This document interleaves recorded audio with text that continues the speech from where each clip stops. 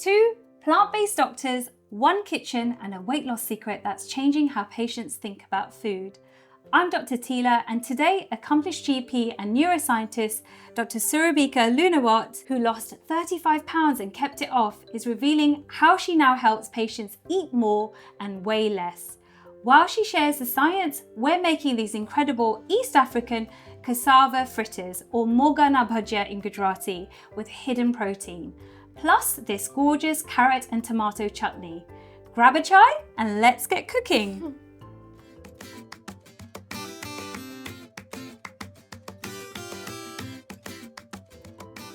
So Surabhika, for our listeners or watchers, I don't know what to call them, but I wanted to introduce you.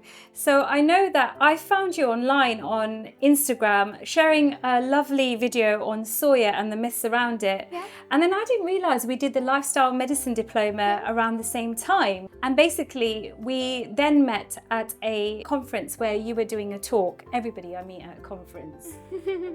But we found loads of things in common, and then finally met at a conference where you were doing a talk, I think on heart disease as well, and we've become friends for a number of years. So I wanted to ask you, A, do you think I'm a stalker? Yes. No, I'm joking. No, but seriously, could you tell people about your plant-based journey and then how you started advocating it to your patients and beyond? Absolutely. Thank you first of all for having me on today. It's a great honour to be here. In terms of my... I'm not Michael Greger, okay? Sorry, I forgot. I wish it was though. Can we have Michael Greger on? You're Dr. Tina Dr. Michael Greger, sorry. But so in terms of my plant-based journey, I mean, I was raised in a vegetarian Indian Jain household, and the biggest sort of belief system that was impressed upon me from a very young age was something called ahimsa, which broadly translates to non-violence. And with that belief system in mind, I was raised vegetarian, but in my mid-20s, I came across a documentary called Cowspiracy, which talked about the dairy industry and the environmental and ethical side of veganism specifically. And so at that point, for me, it was an overnight switch from vegetarianism to veganism for ethical and environmental reasons. Were you eating eggs then? I actually wasn't eating eggs, but I was eating quite a large amount of dairy in my diet, which I think is quite commonplace in traditional Indian vegetarian diets especially, and also ultra-processed foods. So I came into the ethical and environmental side of veganism many years ago now, but I really only dove deep into the science behind the health benefits of a whole food, plant-based diet and nutrition sort of system years down the line, when we were actually in the COVID-19 pandemic, and I was working as a doctor in COVID ITU, and I would say I was probably in the worst health of my life, physically and mentally. I was suffering from obesity, had pretty debilitating migraines, and I had really, really terrible acne as well, which was really difficult for me at the time. And I was constantly stressed because of, just COVID, I think, was a very difficult period for a lot of people for many different reasons. But at that point, a loved one got diagnosed with a life-changing cancer diagnosis. Oh, gosh. And that really pushed me into this world of lifestyle medicine and plant-based nutrition. And that is what definitely helped me to lose a lot of weight, but gain a lot of health. So the weight loss was really just a happy side effect of me choosing a healthier way of life and eating. So you said, did you switch to veganism, but you went on a whole food plant-based diet, as in you went on a healthy diet? Absolutely not. Could you tell our listeners about it? Because people, get a lot of stick where, vegan diets can't be healthy sometimes. You can eat things like chips and Oreos, but that's not what we're advocating for. Yeah, absolutely. And I would say I pretty much did fall into that category. I was so strongly connected with the ethics and environmental side of it that I just thought anything that I was eating that wasn't animal products, that was good enough. That was my bit, and that was fine. But you can be very unhealthy on just a vegan diet, if you like, because that does include vegan junk food, vegan mock meats, vegan, lots of different things really. But what we now know is actually a really a slightly better way of living life in general is this whole food plant-based dietary pattern, which we know is beneficial for so many different conditions, but one of them is also obesity and weight loss. Okay, so how much weight did you lose? So for me, I mean, you know, we said that I lost about 35 pounds, and for me at the time that was about a quarter of my body weight. But I did that over a period of about a year or a year and a half, and I've, you know, successfully managed to keep it off. And, Brilliant. yeah. But what people don't realise as well, it's just not weight loss at all costs. You know, there are safe ways to do it and unsafe ways to do it. I mean, you could just, you know, have cabbage soup and not get many nutrients from that, or, you know, just smoke and not eat anything and lose weight. Because could you tell our listeners about visceral fat and why, you know, especially South Asians, many of us tend to have lower BMIs and then worry about why we've got diabetes when we don't seem to, you know, be overweight. So there's this phenomenon called TOFI, not tofu, but TOFI, which is thin on the outside, fat on the inside, sorry for the word, but that is broadly sort of speaking to this phenomenon of visceral fat that you talk about, which essentially is fatty tissue that is wrapped around our organs on the inside. So it's not necessarily fat that you can see visibly, but it is the one that is the most risky in terms of many different chronic diseases, including your heart disease, diabetes, high cholesterol, which we know obviously affect the South Asian community a lot more than other groups of people, but also things like cancer and things, So I know that you didn't have any health conditions per se, like life-changing health conditions in terms of like heart disease or high cholesterol or anything, but did you notice some symptoms that you had before that you didn't realise that you normalised? Because many people tell me that actually when they change to a healthier diet, they realise, you know, how much energy they have. Did you feel the same? Absolutely. I mean, I think for me, I used to, for example, I would come back from, you know, shifts at work and I'd just feel sluggish the whole time. But I would always have these cravings because I wasn't sleeping properly. I think that also plays a big role. As soon as I was, you know, really trying to nourish my body from the inside out, actually what tends to happen is your taste buds change, the foods that you crave changes. I didn't set out to go and lose weight as such. I actually just adopted a whole food plant-based diet. Just to reiterate to your viewers as well, we're not trying to glorify here becoming thin or conforming to any certain beauty standard, for example. But what we're saying really is, so for me, the kind of dietary pattern that I adopted was generally a naturally more healthy one. And as a beautiful side effect to that, I happened to lose a lot of weight. But like I said, I gained a lot of health in return for that. So why was it so powerful? Why did you find that you could lose weight better and gain your health better on this dietary pattern compared to others? Because I don't know if you did the same, but I went through every single diet, you know, slim fast shakes, keto diet, and it seemed to work for a little bit and then slow down. So what was the thing particularly about this dietary pattern that has worked? So I think there's this idea of something called calorie density, which is this idea of the number of calories in any particular food per pound or per unit weight of food, or for example per stomach full of food, because your stomach only has a certain amount of space within it. What we know is a calorie is not just a calorie. So for example, 250 calories that you might get from a can of Coke is not the same 250 calories that you might get from, like, you know, a bunch of strawberries, for example. With a can of Coke, for example, or any liquid calories, you can drink those calories very, very quickly. But with strawberries or whole foods that we say, they tend to be packaged with fibre, don't they? Exactly. Water and vitamins as well, so you can eat more for the amount of calories as well. So our food is not as simple as, you know, I've had, you know, 1,000 calories all day. It's actually, what nutrients are we getting from that meal as well? Is it anti-cancer fighting, all of those things? Anti-inflammatory, absolutely, That's why many of my patients, you know, there's a stigma that anybody that's overweight must be overeating. They must be eating, you know, 6, 7 chocolate bars, and that's not the case. Actually, when I take a lifestyle history, and I'm sure you're the same, is that people don't eat that much food, but they don't realise that those foods are calorie dense. And I'm not we're not demonizing those foods. No. We're not saying you can't have a chocolate bar once in a while. But what we're saying is that, 70 to 90% of the time, we should try and focus on adding more of those foods with fiber. And obviously, we're not going to just eat carrots, right? That's not going to give us enough energy. It's not going to give us enough protein.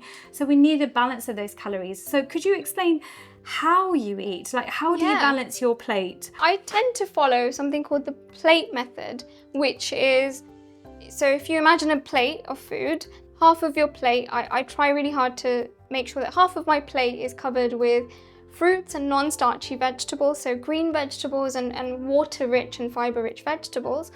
A quarter of that plate will then be filled with wholesome starchy or whole grains, and then the other quarter will have proteins, and a small amount will be certain kinds of fatty things like your avocados, nuts and seeds, things like that. Okay. And when you mean whole grains, what do you mean by that? Yeah, so I think we're cooking with it today as well. I say it very simply to my patients in that when we think of whole grains, we think of the grains that are brown. But when we think of refined grains, which are the ones that increase our risk of things like diabetes and high cholesterol and obesity as well, those are the grains that are typically white. So brown rice is your whole grain, brown bread is more of a whole grain, but the white equivalent of that usually is refined. Yeah, so again, we're not saying no to maida or using sugar, but we want to have more of these wholesome foods most of the time, right? Yeah, absolutely. And I think it's really important what you said about never demonizing certain foods. If you're going to have them, but know that they're a treat and enjoy them. Yeah, definitely. Because some things are good for the soul sometimes, and we all need that. We're going for cake afterwards. We're finding an excuse to say it, right? Yeah. Should we get going with the recipe? Yeah, absolutely. So Surabhika, basically every guest that's come on, and including my mum as well, who's got jealous, has worn these aprons. Oh, fantastic. Would you like to wear one? Because your top is very lovely and your necklace is very lovely. We don't want to get those dirty. No, absolutely. I'd love to wear can't afford the aprons. bill. No, your aprons are iconic. I'm really excited to wear one. Right. In order to wear one, you have to do the special clip. Okay, Yeah? cool. Okay. All right, so ready? That Yes. hand, that hand. Okay. Ready? Yeah. Steady, go. So Surabhika, we're making something out of cassava. Have you ever had cassava before? I've had tapioca, but not cassava so much, no. Okay. So I'm excited to There's a try first it. for everything. Not Absolutely. even at the Indian restaurants. The reason why cassava is loved by so many Gujaratis is because many Indians actually migrated to East Africa. So my family did the same. My dad's from East Africa, he's from Uganda. Basically, cassava is a tuberous root and it's found in many tropical countries. It's a starchy veg which has a lot of resistant starch, which is really good for you. It's low in calorie density, like we say, that's why I thought I'd make it.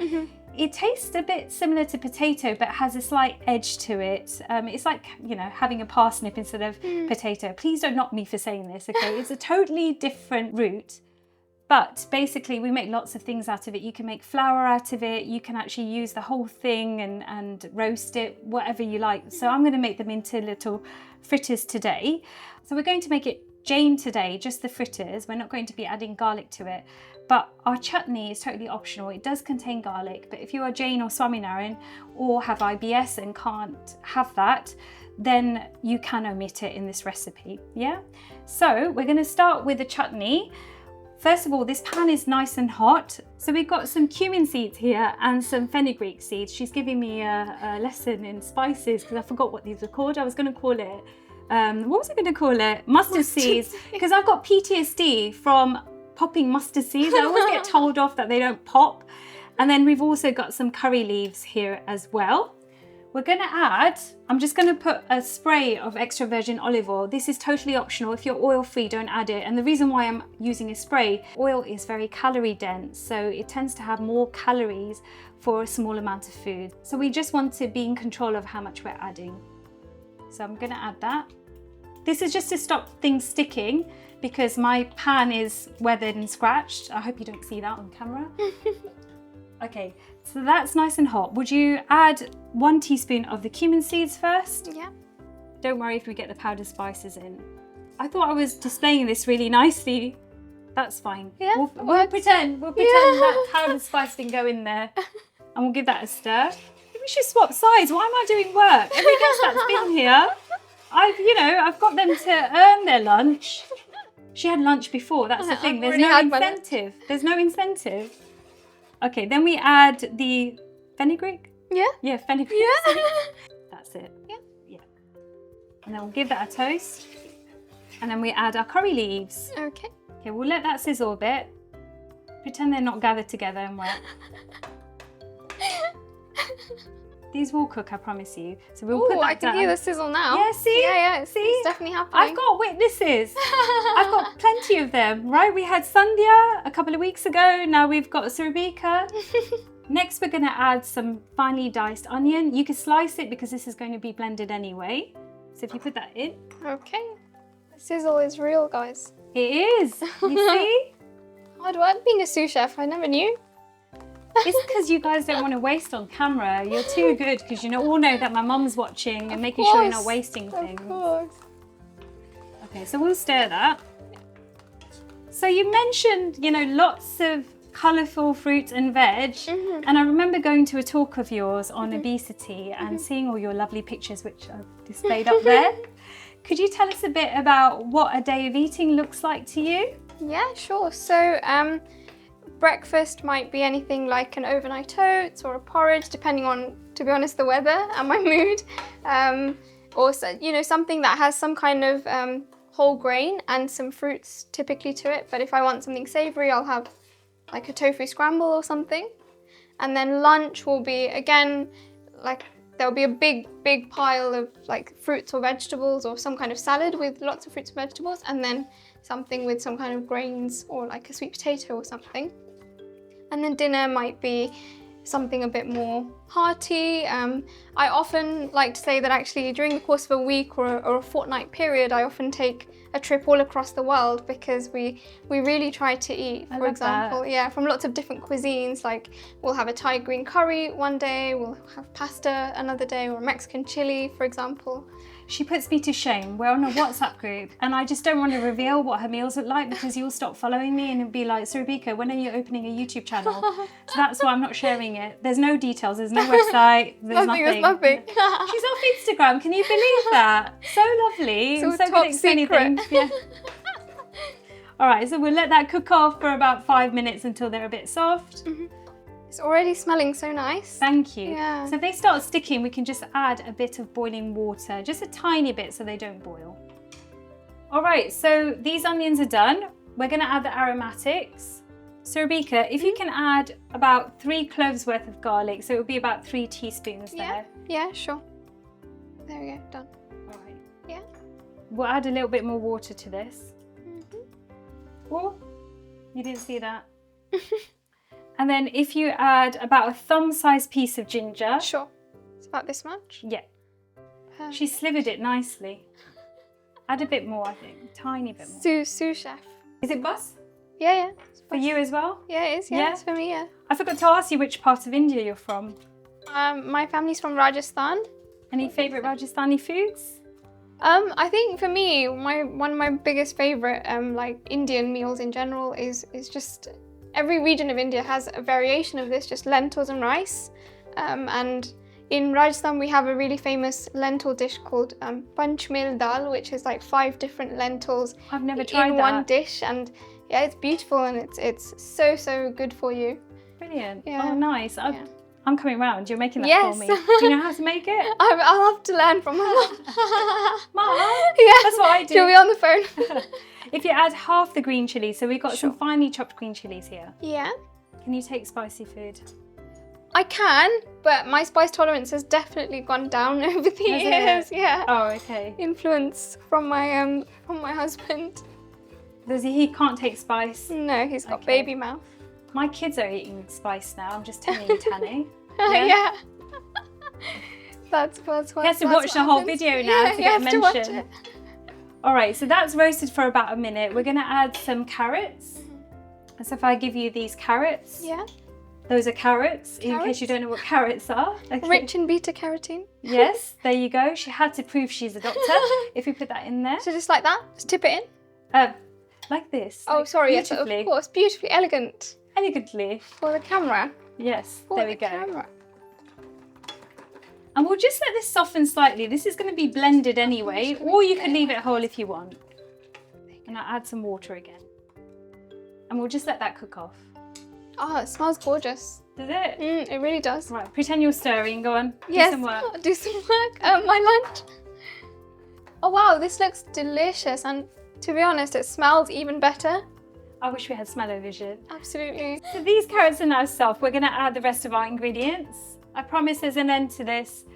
We've got some tomatoes. We've got some tomatoes that I've chopped finely. She didn't do anything. I didn't do anything. I'm just here for I'm joking. She did help I'm just me here out so to be much. a pretty face Hear today. that, Minnow? Hear that? And to this, we're going to add our spices, because when you add the spices, when the tomatoes go in, it stops them from burning. Did you know that? No, I didn't actually. My Thank you. aunt-in-law taught me that trick. Wow. So then we've got here some Kashmiri chili powder, which I've messed up, some black pepper and some turmeric. I was going to say curcumin, but the Best friends. I know. See, Like you know us. as well. Like us.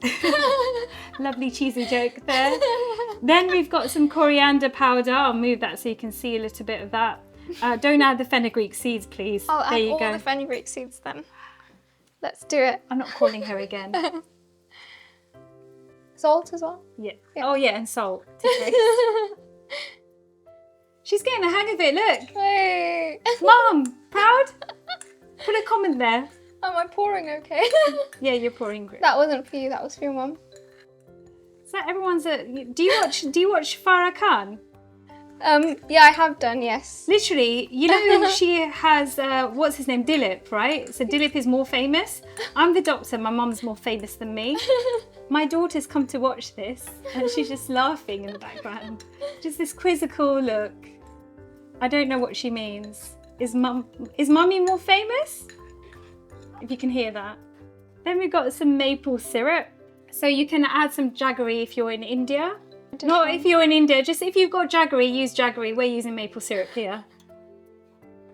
Not specifically being like only one country can use jaggery. Like, she's great. She laughs at all my cheesy, stupid jokes. I think that's why we're friends, Tina.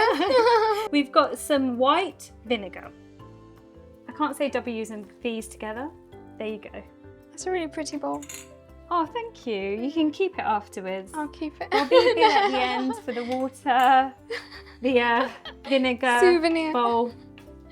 Right, we'll just let these tomatoes soften. And while these are softening, I wanted to ask you, like, how do you keep your habits in place? Because I know what it's like, that people can judge you. They may not all be eating the same way. They may not be exercising like you. How do you deal with that judgment? How do you keep those habits in place?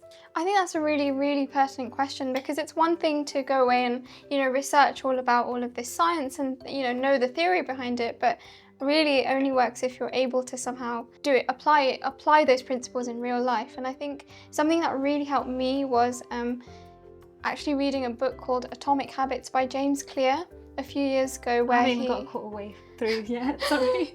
So I'll hear from you. No, it's so fantastic, and it's just so simple.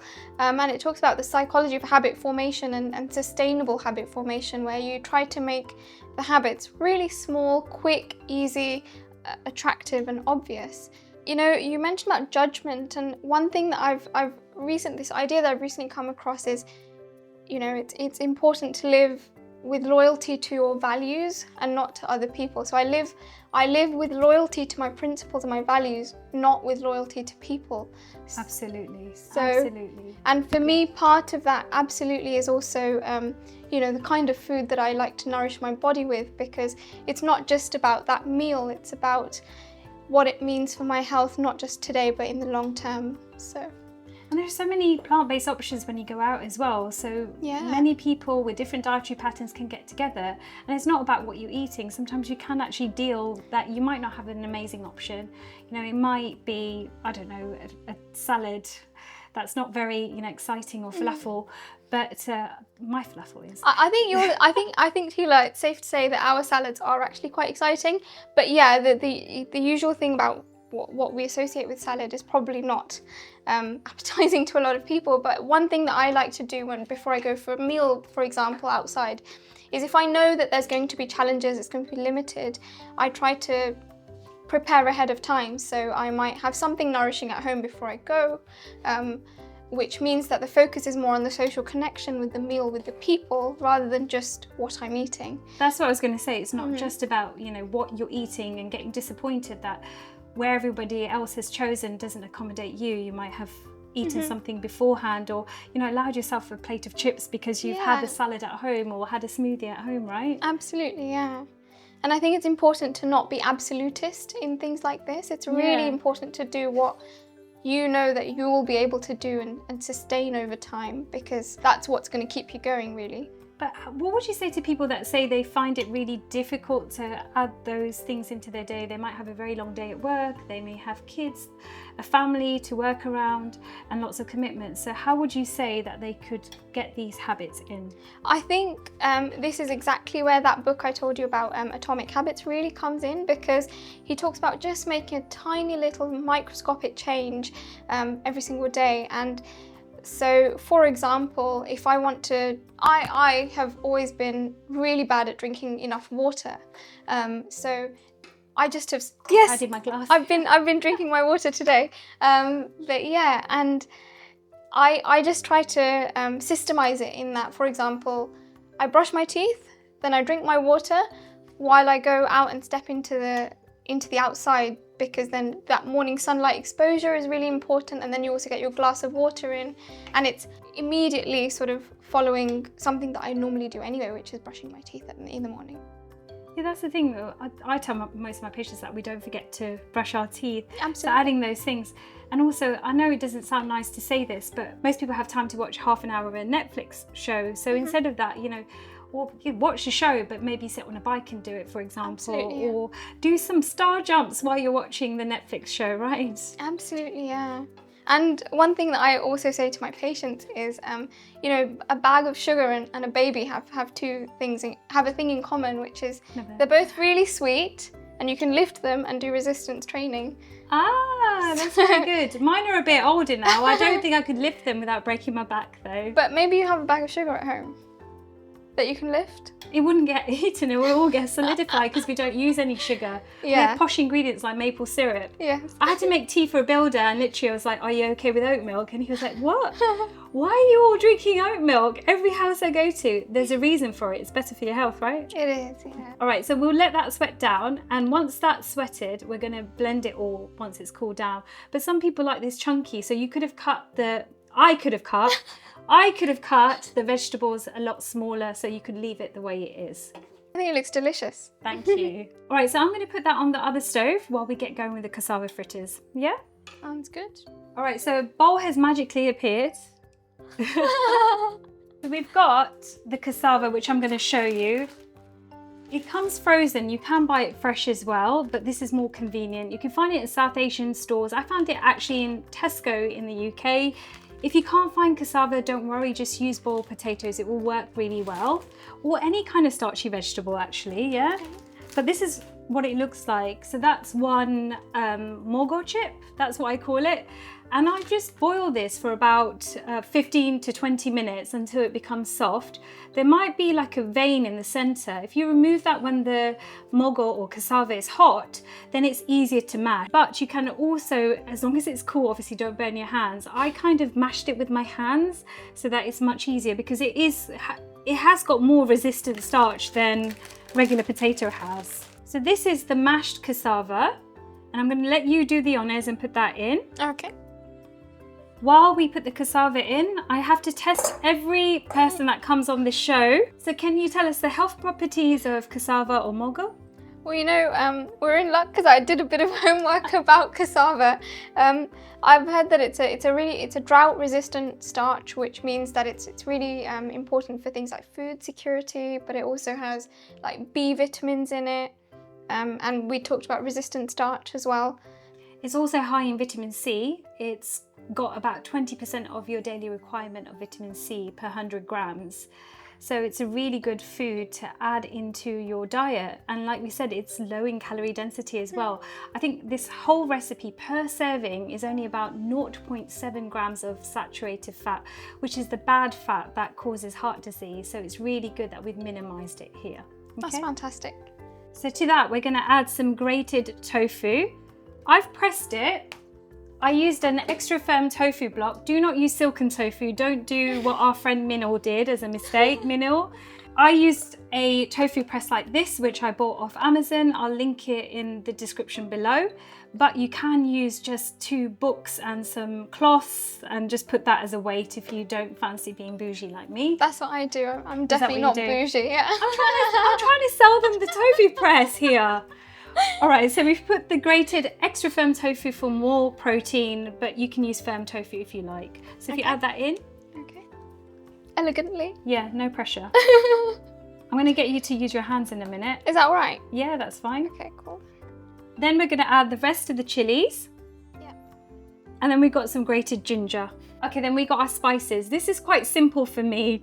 Believe me, if you watch the pulao recipe, this is simple. So we've got some, if I remember what we've got. We've got some mango powder or amchur. If you don't have this, just add more lemon juice. Some Kashmiri chili powder, some black pepper, and some salt to taste. I can't remember what that is. So I've got it wrong.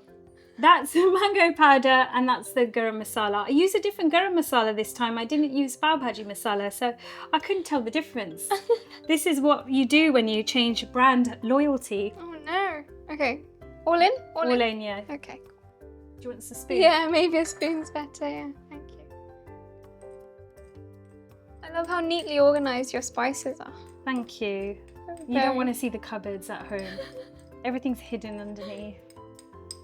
And then we're going to add some potato starch. If you haven't got this, you can use corn flour or arrowroot powder. And what we forgot to say, this whole recipe is gluten-free, which is an added bonus. I can add an extra tag.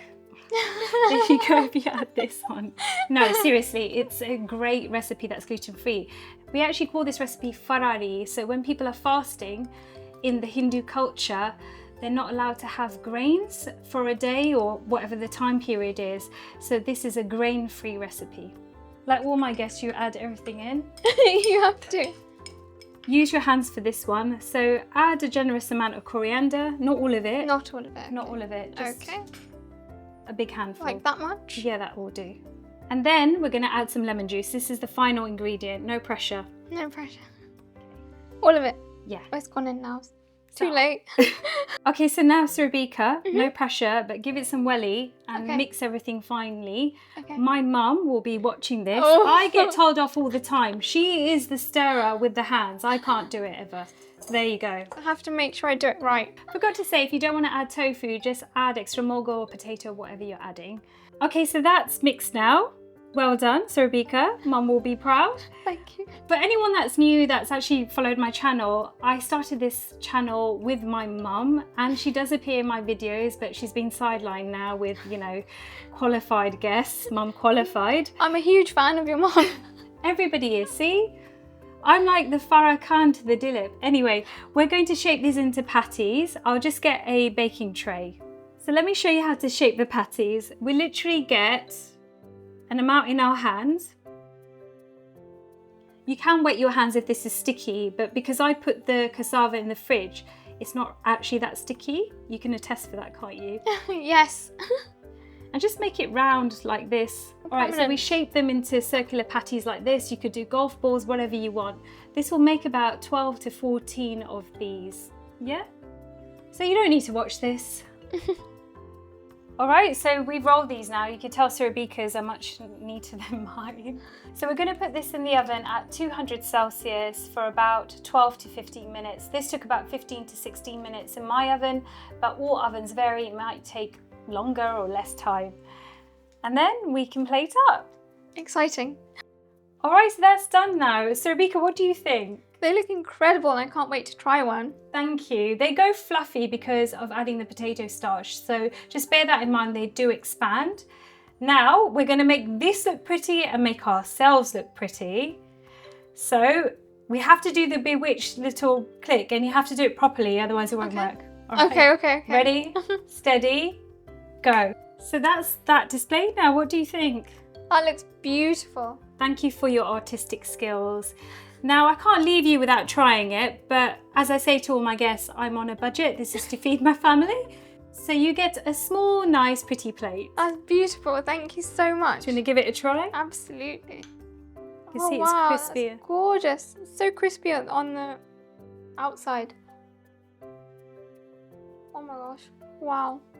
Are you lying? No, what? My face always speaks the truth. That's incredible. It really is. Thank you. Thank you so much. Thank you, Surabhika, for coming on. Thank you so much for having me. It's been wonderful. Oh, it's been a pleasure. So there you have it. Traditional East African Indian comfort food meets modern plant-based nutrition science. If you enjoyed learning about Dr. Surabhika's journey, hit the like button and I'll share her details in the description below. If you want more delicious Indian-inspired recipes with healthy twists, check out my Indian Twist recipe playlist. Subscribe for more inspiring interviews and delicious recipes. And tell me in the comments which traditional dish you'd like to see get a healthy twist next. See you in the next video.